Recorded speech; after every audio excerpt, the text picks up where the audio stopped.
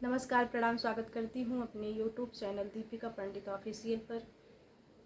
आज मैं आप सभी को एक दहेज गीत सुनाऊंगी जो अंजू मिश्रा ढकवा से रिक्वेस्ट है उनका। अंजू मिश्रा को सुनना है दहेज गीत, तो कई बार रिक्वेस्ट की हैं। और वाराणसी में एक अंजू पांडे हैं जो दहेज के लिए इतना प्रताड़ित की गई हैं कि उनको गरम तेल उनके ऊपर डाल दिया गया है और सरिया से मारा जाता है। बहुत प्रताड़ित की गई हैं। तो आप लोगों को एक दहेज गीत सुनाऊंगी। अगर आप लोग को अच्छा लगे तो अपना प्यार द्वारा आशीर्वाद जरूर देना और कमेंट में बताना दहेज गीत कैसा लगा।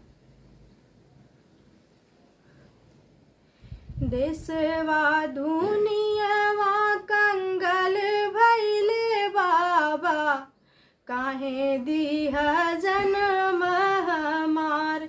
हे बाबा, काहे दीहा जन्म हमार।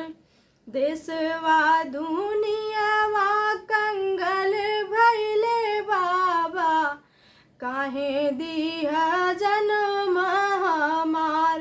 ए बाबा, काहे दीहा जन्म हमार। जानत रह बाबा बेटी पराया हुई है, जानत रह बाबा बेटी पराया हुई है। काहे की है इतना दुलार। ए बाबा, काहे की है इतना दुलार।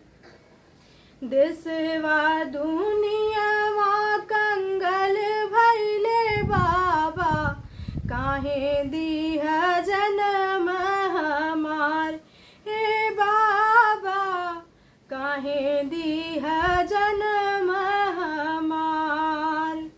जानत रह चाचा बेटी पराया हुई है, जानत रह चाचा बेटी पराया हुई है।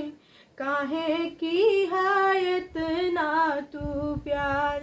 ए चाचा, काहे की है इतना तू प्यार।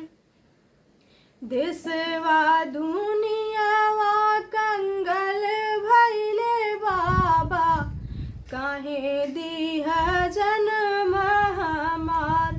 ए बाबा, काहे दीहा जन्म हमार। जानत रह बाबा बेटी पराया हुई है, जानत रह बाबा बेटी पराया हुई है। काहे की है इतना दुलार। ए बाबा, काहे की है इतना दुलार। देशवा दुनियावा कंगाल भइले बाबा, काहे दीहा जन्म हमार। ए बाबा, काहे दीहा जन्म हमार। जानत रह भैया बहिनी पराया हुई है, जानत रह भैया बहिनी पराया हुई है। काहे की है डोलिया कहार। ए भैया, काहे की है डोलिया कहार।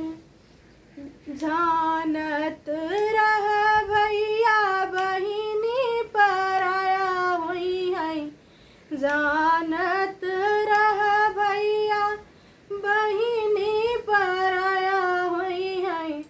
काहे की है डोलिया कहार। हे भैया, काहे की है डोलिया कहार। देशवा दुनियावा कंगाल भइले बाबा, काहे दी